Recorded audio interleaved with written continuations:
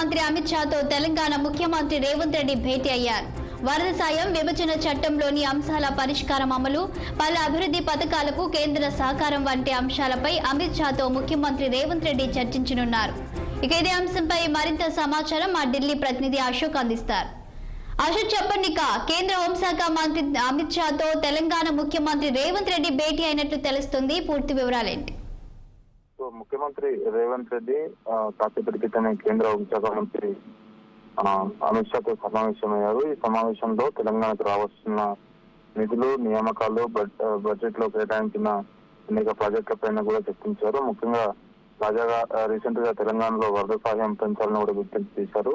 అలాగే విభజన చట్టంలోని పెండింగ్ లో ఉన్న అంశాలను కూడా అమిత్ షా దృష్టికి తీసుకెళ్లారు.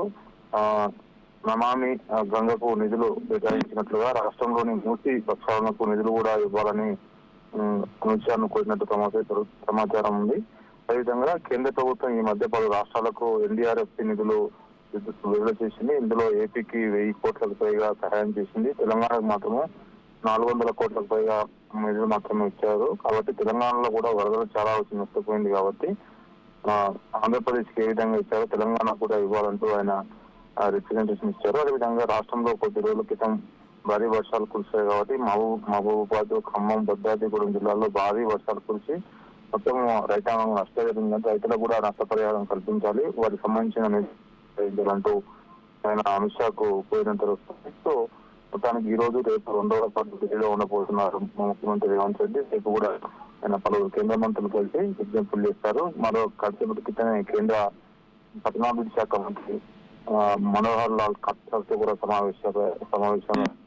సమావేశంలో కూడా పలు కీలక అంశాలు, పట్టణాభివృద్ధి, హైదరాబాద్ రింగ్ రోడ్డు, అదేవిధంగా మెట్రో అభివృద్ధి, ఇతర అంశాలపై కూడా ఆయనతో చర్చలు జరుస్తూ ఉంది. Thank you Ashok.